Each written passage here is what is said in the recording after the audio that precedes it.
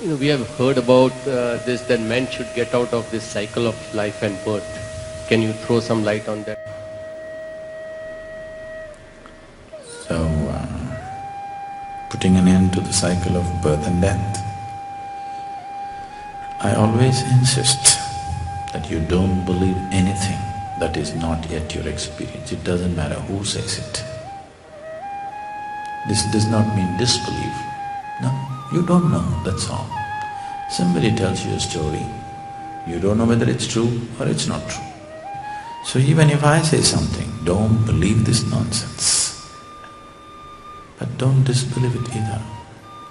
Just see, somebody is willing to sit in front of this many people and talk absolute nonsense, something that is totally absurd. Let me see what this is about. If you keep that much openness, the possibilities are alive in your life. If you believe it, you'll kill it. If you disbelieve it, you will kill it. You understand? Death exists. Have you ever died, anyway? Did you ever die? No. Did you ever see a dead man? You did. Where, Pujan? Where did you see a dead man? Funeral, you saw dead men? Dead bodies you saw. Did you see a dead man? Did you? No, you did not see a dead man. You haven't experienced it, you haven't seen it. Or did you meet anybody who died and came back and told you, I died like this? No. You haven't died, you haven't seen one, nor have you met one. So from where the hell did you get this idea that you will die? Death is a fiction that too many people talked and made you believe. There is no such thing as death. There is only life, life and life alone, moving from one dimension to another, another dimension to another.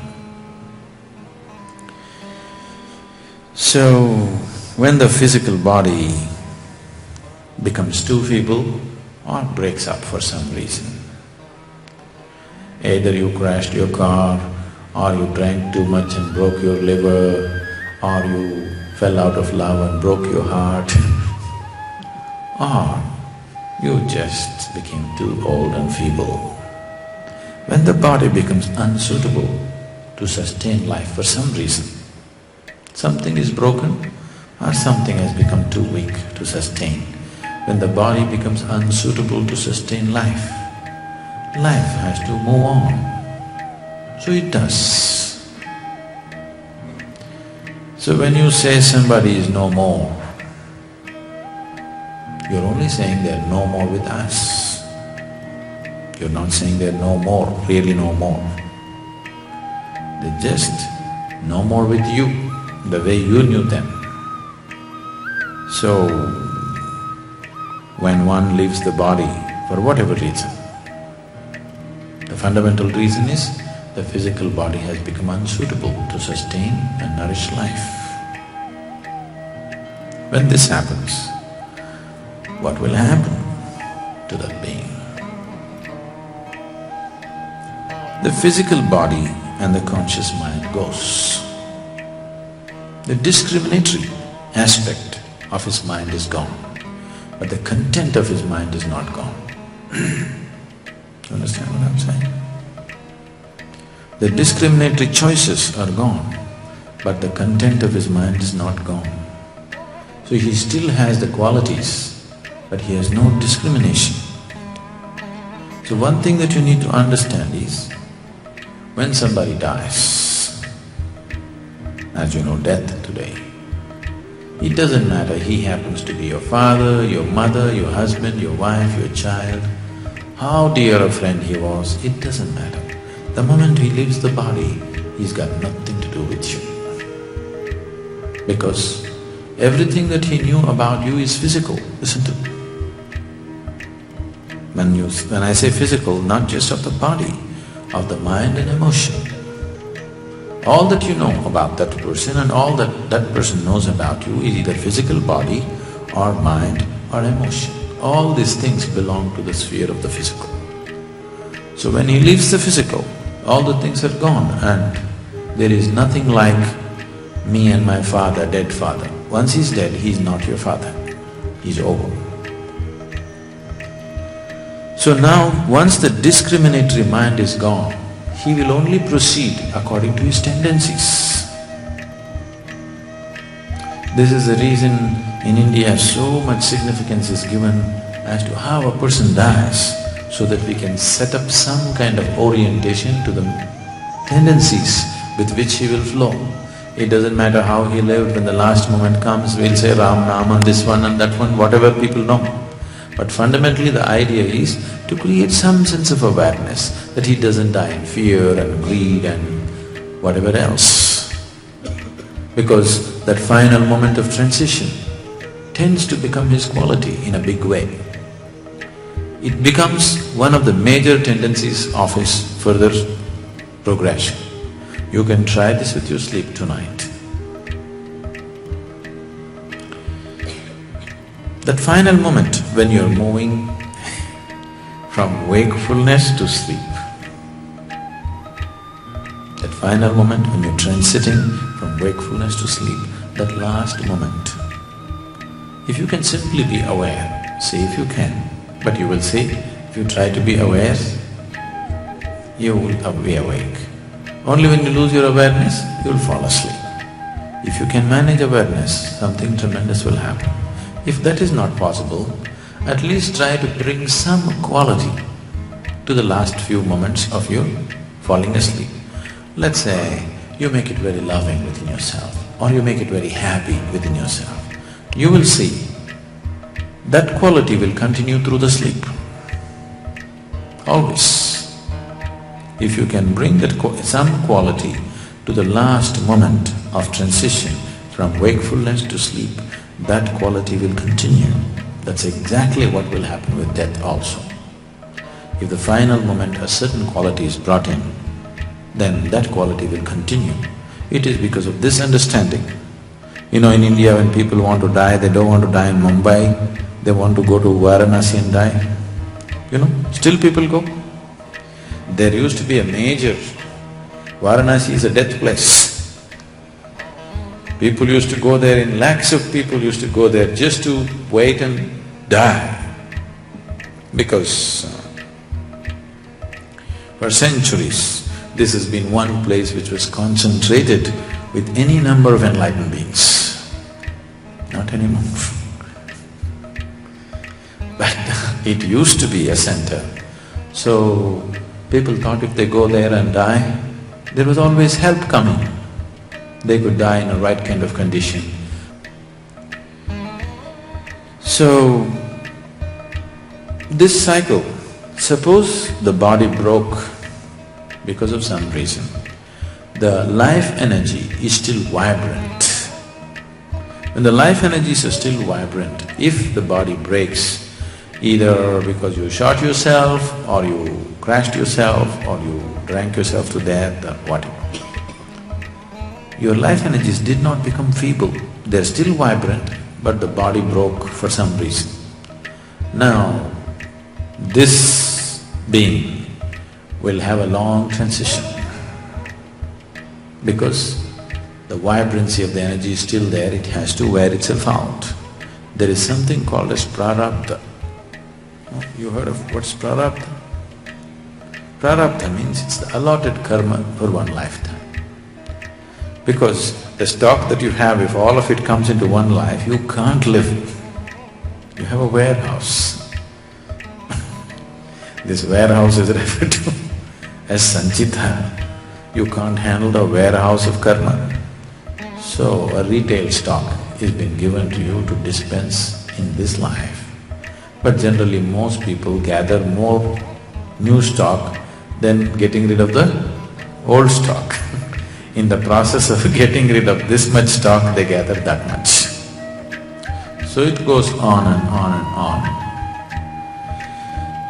Because of this, a certain vibrancy is there in life energy. Unless it becomes feeble, he cannot find another body. If you have to leave this body, your energy should become feeble. if you have to enter another body, your energies have to become feeble. This is what is referred to as samadhi, where you consciously lower the intensity of your life energy. You become so feeble that you can slip out of your body if you wish. And you can slip into something else because your energies have become so feeble. They don't have the vibrance of normal existence.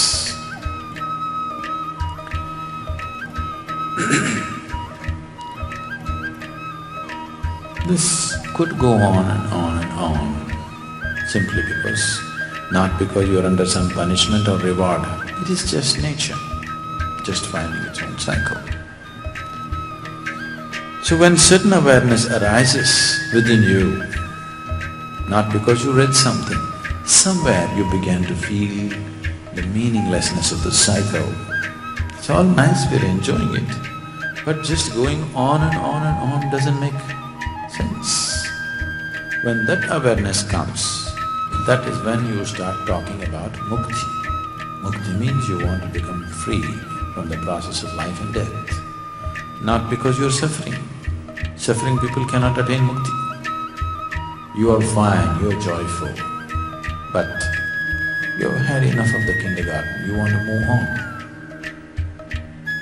However beautiful your school life was, don't you want to go to college? Yes, that's all. You have seen enough of it. Now you want to move on. So, this being, whatever you call as this, me, right now, you can… I always use negative terminology so that your imaginations don't fly away.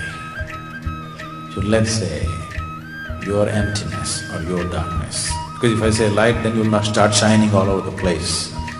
If I say God, then you'll start doing funny things. This empty darkness that you are, you can't imagine much about darkness, isn't it? You wouldn't like to talk to anybody in darkness. But if I say you're light, immediately you would like to go and tell your neighbor, I'm divine light. So we always use negative terminology so that your imagination doesn't fly off and make you very hallucinatory. So this empty space within you is like a bubble. Karma is the wall of the bubble. Without karmic substance, you have no existence. Karma is not your enemy. It's only because of karmic substance you are glued to the body. If all your karma is removed, you cannot be held in the body. So it is a bubble. Even though you slip out of the physical body, this bubble is on. And once it loses its vibrance, it will find another body, naturally. So we want to prick the bubble right now. When you say, I want mukti, what you're saying is you want to prick the bubble in such a way that this emptiness which is enclosed within the bubble bursts and… Let's say we blow bubbles here now, lots of bubbles. But the moment they burst, the air inside the bubble, where did it go? It's become part of everything. So, mukti means just that. Enlightenment also means the same thing. If you are not aware of this already, for most beings their moment of enlightenment and their moment of leaving the body is always same. Just a few who know the tricks of the body, who know the fundamental mechanics of the body, manage to retain the body for a certain period of time. Otherwise, moment of enlightenment and moment of leaving the body is same. If the life energies become overly intense, you cannot keep the body. If the life energies become feeble, you cannot keep the body. Only if it's in a certain, band of intensity, you can hold on to the body. If you raise the intensity beyond a certain pitch, you will leave. If you drop it below a certain thing, you will leave. So these are the two types of yoga that you see in the world. One is withdrawing, so that you become feeble, so that you can go. Another is revving up to a high pitch, so that intensity is so much the physical cannot hold you anymore. So both the ways, if it becomes too intense or too feeble, the physical cannot hold you anymore. So two types of yogas are being done, some to become feeble, some to become intense. Socially, the intense thing may be more appreciated, but it doesn't mean anything. What somebody thinks of you has no existential relevance, has some social relevance. But existentially what the world thinks about you or what you think about yourself above all has no relevance at all. When you say spirituality, you are saying how to progress existentially, not socially, not psychologically, not emotionally. You want to progress on the existential level, you want to go somewhere really. Because your emotion, your society, your psychology is all just pure imagination. Yes? So, you don't like it, is it? Isn't it so? Maybe sometimes pleasant imagination, but still imagination, isn't it? So, the progression of a being beyond his body is not dependent upon who he was in the world, what he thought of himself, what everybody thought of himself, what everybody thought of him. It simply depends on how conscious he is, what he has generated beyond the physical within himself. So if one wants to really become free from the whole process, there are many methods to go near to that. But ultimately, if one bursts the bubble, because you can do conscious action only when you're in the body. Once you leave the body, there is no conscious action because discriminatory aspect of the intellect is taken away from you. Why human birth is considered so valuable is mainly because of this. Only in this one birth, being a human being, you can use your discrimination and act consciously. It doesn't matter what kind of life you have lived till now. This moment, you can still act consciously, isn't it? Yes? You have lived a most horrible life. It doesn't matter. This moment, you can still act consciously. That freedom and that discretion is always with you. So if this consciousness arises, or a certain intensity is picked up, or if an intensity is dropped beyond a certain point, you become unsuitable for living in the body. When that situation arises, there are possibilities for you to break the bubble completely. If you want to break the bubble and still retain the body, then you need engineering. You need to know all the tricks. Or you have to do some conscious karma to retain the body. Any number of things that people do. I don't wish to speak about myself because so many things are happening with me. For example, Ramakrishna Paramahamsa, a fantastic human being, a very crystallized consciousness. During his own lifetime, people saw him godlike. But Ramakrishna was mad about food. Do you know this? He was insane about food. Now he will be talking to his disciples and say, please wait.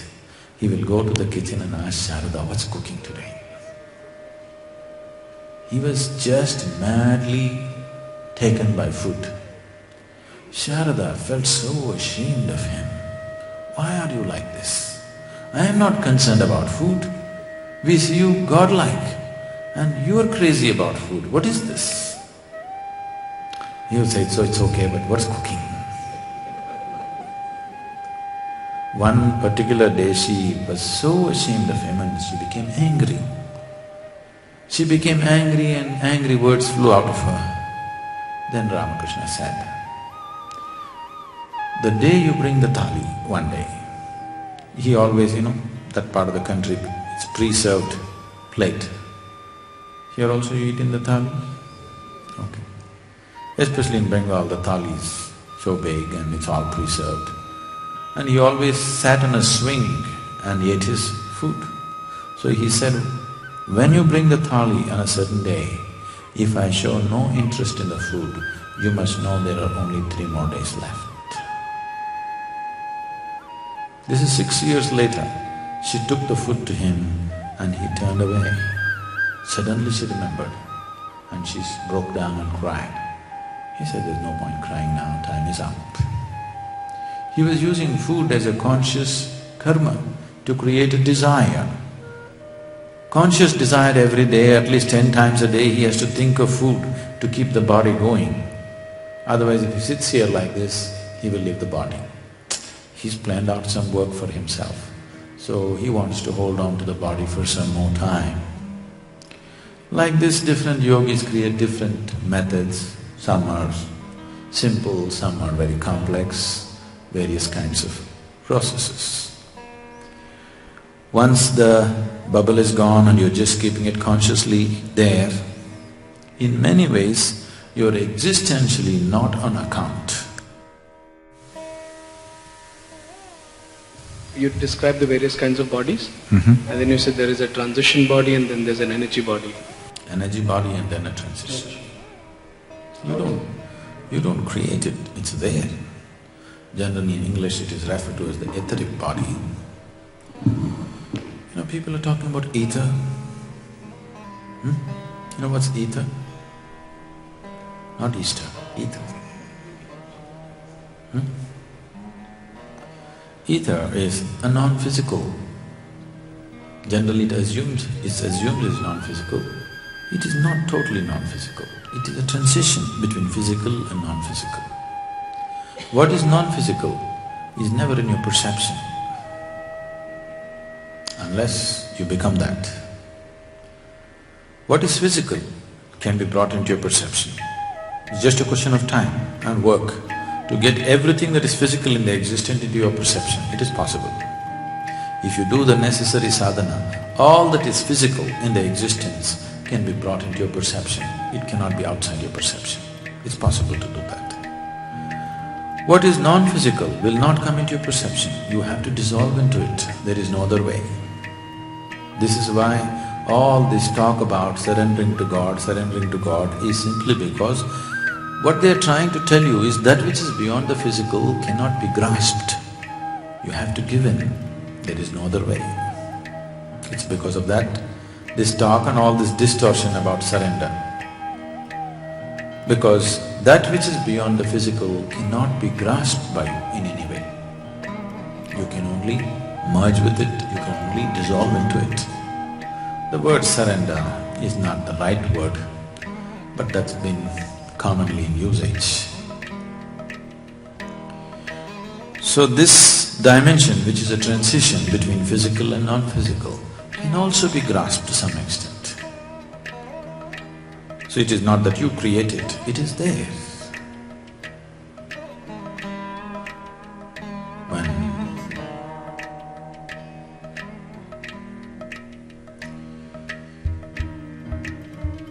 This is way back, many years ago.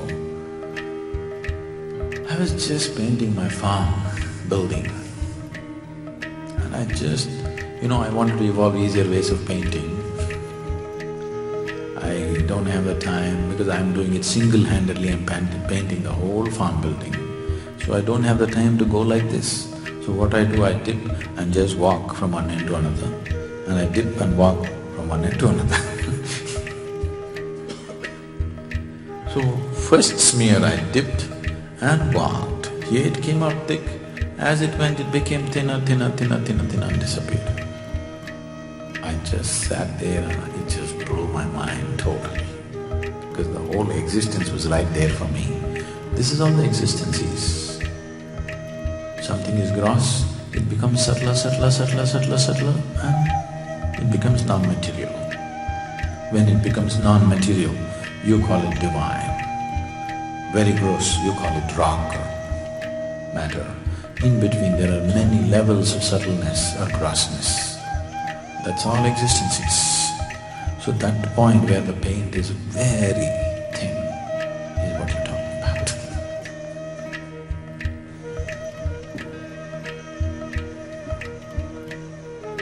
Guruji, is there a point in trying to explore our past lives, and is there a way to do it for us consciously? Is there a way to explore past lives? I know a lot of absolutely ridiculous things are going on in Bombay about exploring one's past lives. Meher, you did?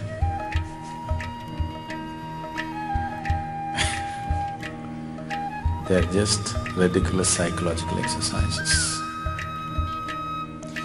If you really want to see something in the past, you must be able to raise yourself into very heightened levels of awareness where it'll cut through the memory lines.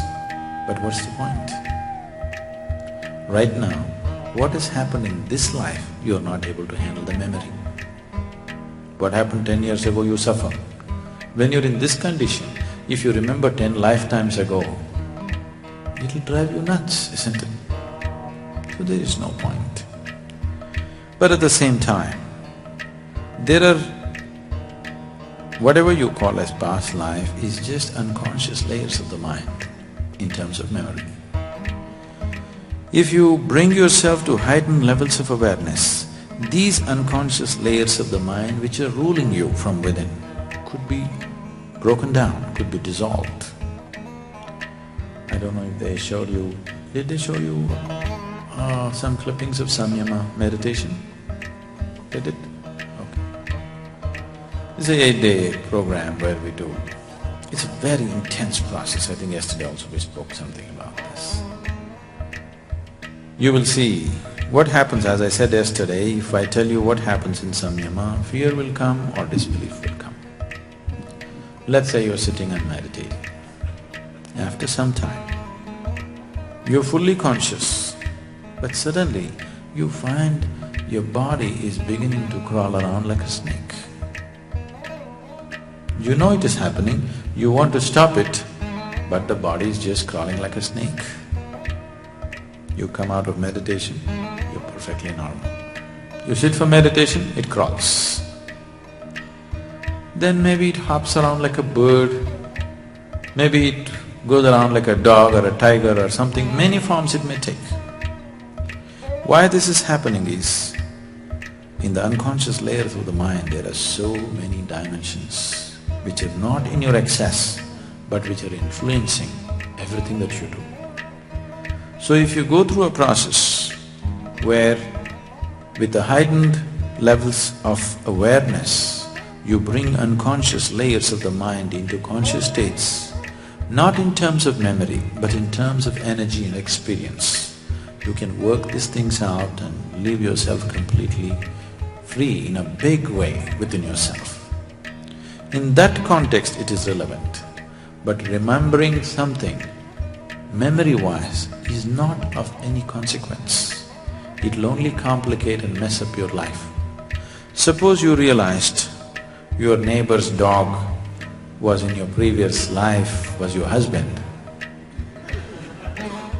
then you'll start throwing stones at your neighbor's dog.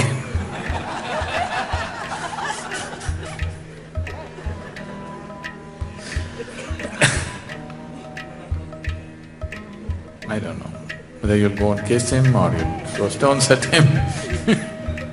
Both ways it's dangerous, isn't it? Because he doesn't remember. You're throwing stones at him, you'll get into trouble with the neighbor. If you want to kiss him, you'll get in trouble with the dog. So, it's not safe for you, it's not necessary for you. But on a different plane, if you can bring it into your experience without going through the memory process, then it becomes a way of liberating yourself in a certain way. Samyama is a very… what we do is known as karma samyama. There are various types of samyamas, that's why it's karma samyama, where layers and layers of past unconscious mind will just come up and work itself out if you move to a certain level of intense awareness. No suggestions are given to you, no guidance is given to you. Just as you become more aware, suddenly you see the whole body goes through. See, what happens in the mind is never trustworthy. mind can deceive you in a million different ways. What happens in the body is real, isn't it? Yes? Has your body ever lied to you? Your mind has lied to you a million times, isn't it so? Body has never lied to you. So that's why we always want these things to happen physiologically, energy-wise, not on the level of the mind, because mind is capable of unlimited hallucination. It can create anything and make you believe it's real. These things are being done in such unscrupulous ways. A lady, she's now in the United States for many years. They made it very big in the United States. At one time,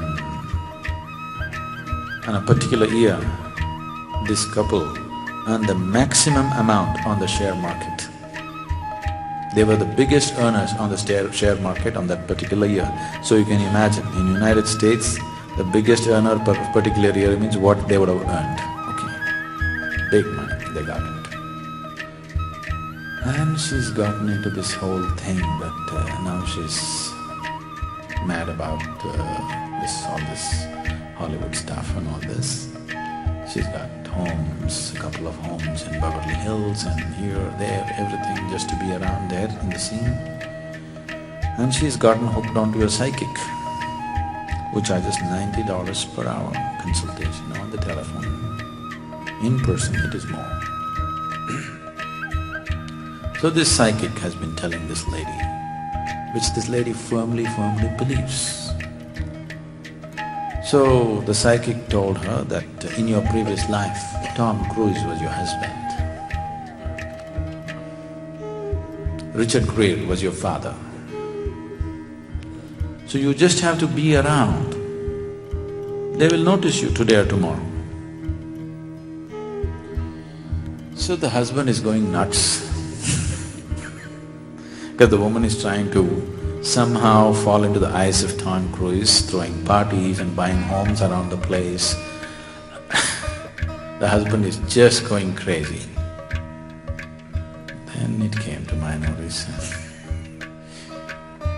So somehow this lady landed up with me and she's 100% sure that in her previous life Tom Cruise was her husband.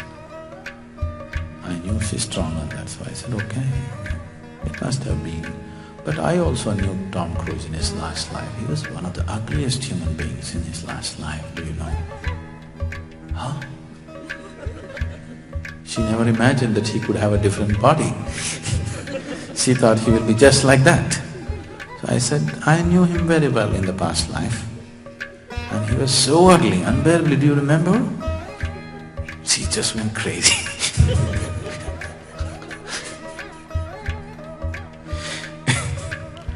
So this is what past life stuff is doing to people, driving them crazy and, all kinds of fanciful things. That's not the purpose.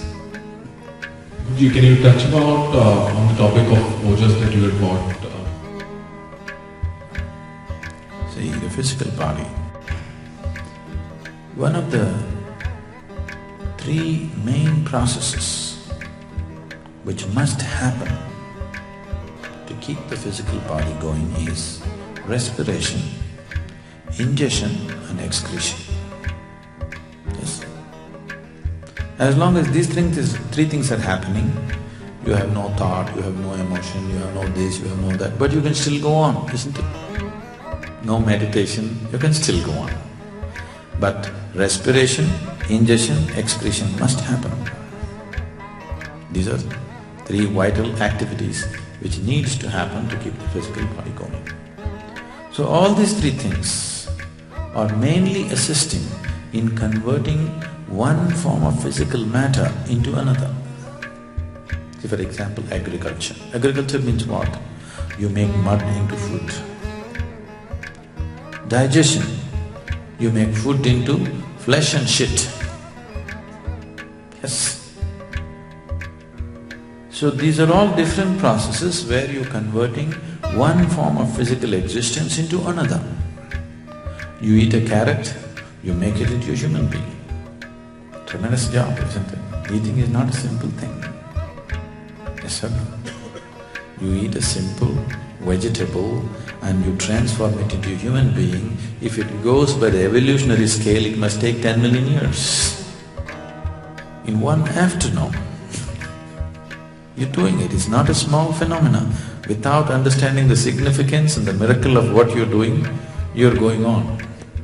But if you understand and if you really experience the miracle that you are converting simple things like water and food into a human possibility, it's a tremendous job that you're doing, isn't it? So, always converting one form of physical into another is a natural process which is happening in you. Now, this is nature. If you go by the laws of nature, if you go by the laws of physical nature, that means identified that way, then naturally self-preservation is the main instinct and the main process. So all these three things of respiration, ingestion, excretion also connected with self-preservation. If self-preservation is happening well, then the next immediate thing that the physical existence demands is procreation. But that is also self-preservation, preservation of the race, isn't it? So even procreation can be merged as self-preservation, secondary level of self-preservation. But all of it, the physical knows only self-preservation, nothing else but self-preservation, and it's good. If the physical did not have any sense of self-preservation, then you wouldn't exist. Now, you want to cater to a higher dimension within you. There's another part of nature in you which wants to expand, which wants to become something else, which is not willing to settle for the limited, it wants to become boundless. The boundary is always of the physical.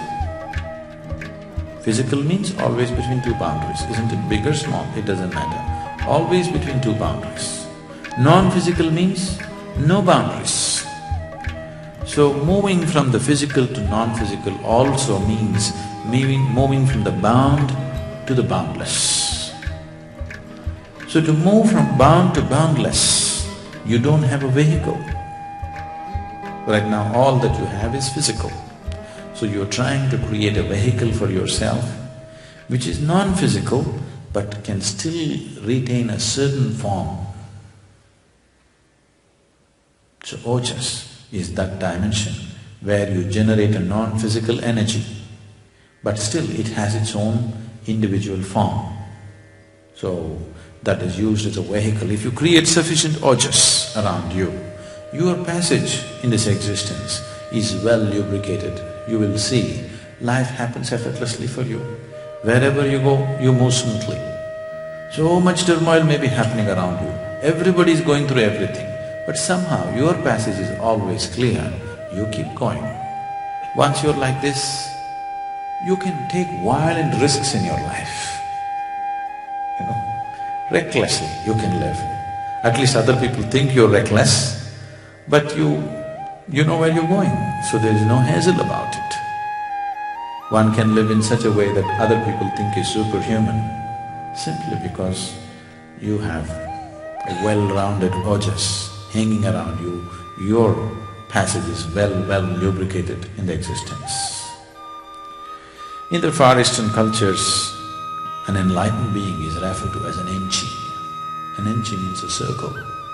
Why they're referring to him as a circle is a shape of least resistance. Why your car wheels or motorcycle wheels are circular, not a rectangle or a triangle? Can you imagine how you would ride on a square wheels? Why it is circle is because it's of least resistance. Any moving part anywhere is circle because it's of least resistance. So, if you create sufficient ojas around you, you become circular. Not in body, please don't. In your existence, you become circular so that your passage is with least resistance through the existence. So ojas creates this possibility.